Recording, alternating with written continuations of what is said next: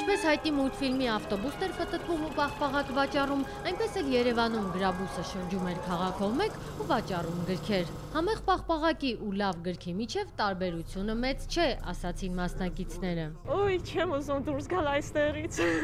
Մշակույթի նախարարն ու Ավետ Բարսեղյանը գրաբուսում գրավաճառի դերում էին։ Գցա՞ք քո գիրքը։ Կեցես։ Գրաբուսում տեղ էին գտել լավագույն հրատարակչությունների գրքերը, շատերը նույնիսկ երանի տվեցին գրաբուսի վարորդին։ Մեքենայի վարորդ գուցե չհաջողեր լինել, բայց ձեզ պիտի խոստովանեմ, որ երբ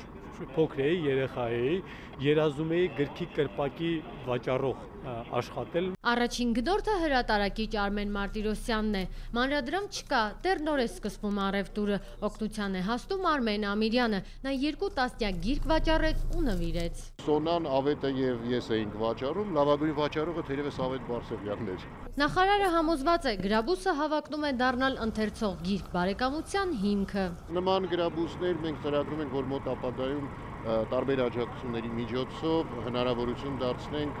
քաղաքում մի քանի հատ ունենալու։ Գիրք նվիրելու օրը նաև վերաբացվեց Նոյան Տապան գրատունը, երկհարկանի լայն սրահներով գրախանութում ընթերցողը կգտնի ինչ մտքով անցնի։ Նոյան Տապանը ընդհանրապես ոչ բառը չպետք է ունենա։ Այստեղ իրենց ընթերցողներին կսպասեն մոտիվացիոն գրքերից մինչև հաջողության պատմությունները։ Հասմիկ Առաքելյան, Արտակ Գևորգյան, օրակարգ։